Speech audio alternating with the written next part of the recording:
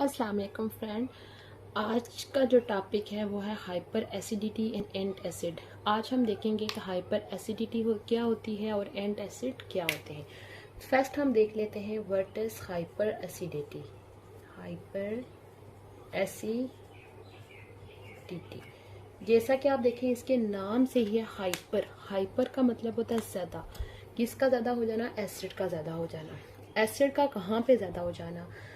अब आप याद रखें, इससे पिछले जो लेक्चर था हमने एसिड और बेस की प्रॉपर्टीज़ हमने देखी थी। अब आप देखें कि जो हमारा होता है मैदा, स्टोमिक के अंदर एक एसिड प्रेजेंट होता है HCl के बारे में हमने पीछे पढ़ा था कि HCl जो है वो एक स्ट्रॉन्ग एसिड होता है, ठीक है। लेकिन ये हमारे मैदे के अंदर प्रेजेंट होता है। ये हमारे मैदे में दो तरह के काम करता है। यानी कि पहला काम ये करता है कि ये हेल्प करता है डाइजेशन में, हेल्प इन डाइजेशन, यानी कि जो भी हम खाना खा रहे होते हैं उसको खाने को डाइजेस्ट करने में हेल्प आउट करता है। अच्छा, इसका दूसरा काम ये होता है कि ये हमारे मैदे के अंदर बैक्टीरिया की ग्रोथ को काम करता है। Suppress the growth of bacteria, यानी कि ये दो काम जो होते हैं ये हमारे मैदे के अंदर ये कर रहा होता है कि हमारे एक तो खाना हजम करने में हेल्प करता है और दूसरा ये क्या करता है कि बैक्टीरिया की ग्रोथ को कम करता है।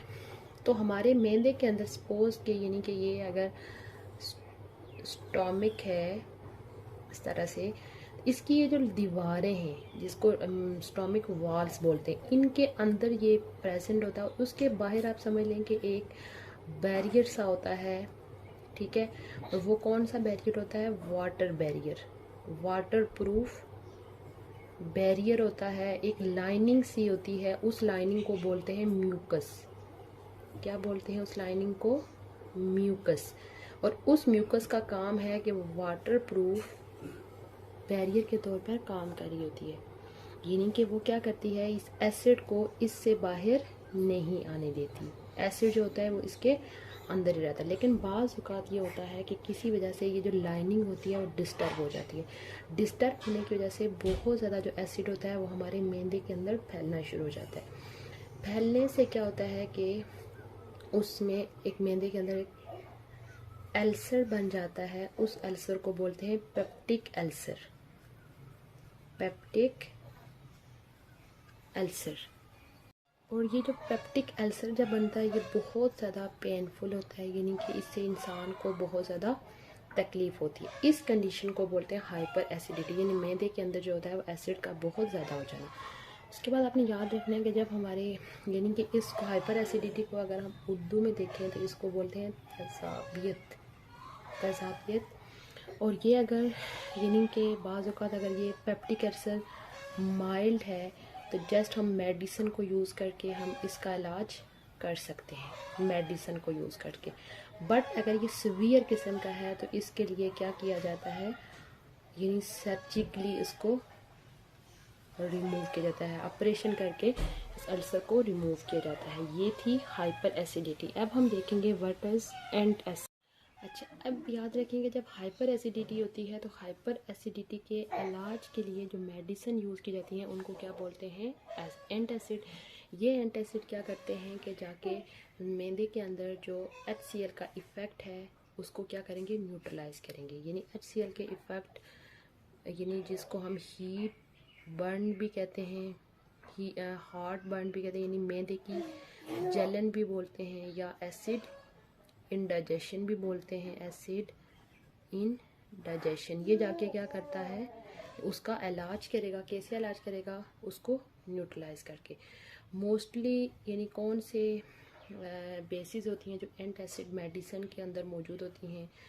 एक है सोडियम हाइड्रोजन कार्बोनेट, उसके बाद नेक्स्ट होती है कैल्शियम कार्बोनेट, ये भी यूज़ होती है।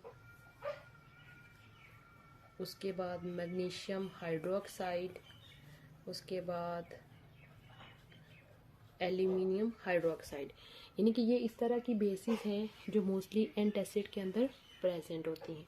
बट आपने याद रखना है कि आम तौर पर यानी कि जब मैदे की जलन हो जाती है तो हम ऐसी टैबलेट यूज़ करते हैं जिनके अंदर ये वाला केमिकल प्रेजेंट होता है। बट एक चीज़ आपने ये याद रखनी है कि ये उन लोगों के लिए नहीं है, यानी कि ये मेडिसिन वो लोग नहीं यूज़ कर सकते जिनमें सोडियम हाइड्रोजन प्रेजेंट है, जिनके अंदर हाइपरटेंशन की बीमारी होती है, जिनके अंदर जिनको बीपी का मसला होता है, क्योंकि इसके अंदर ये होता है सोडियम आयन प्रेजेंट होता है। सोडियम आयन की एक्सेस की ही वजह से उन लोगों में हाइपरटेंशन की बीमारी होती है।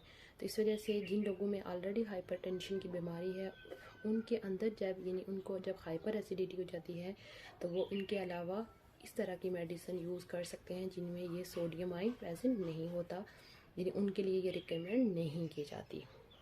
तो उम्मीद है आपको समझ आ गई होगी कि हाइपर एसिडिटी क्या होती है। जब मैदे के अंदर एसिड का बहुत ज़्यादा हो जाना, यानी कि जलन बहुत ज़्यादा उसमें हो रही होती है मैदे के अंदर, और उसके इलाज के लिए जो मेडिसिन यूज़ की जाती हैं उनको क्या बोलते हैं, एंटासिड।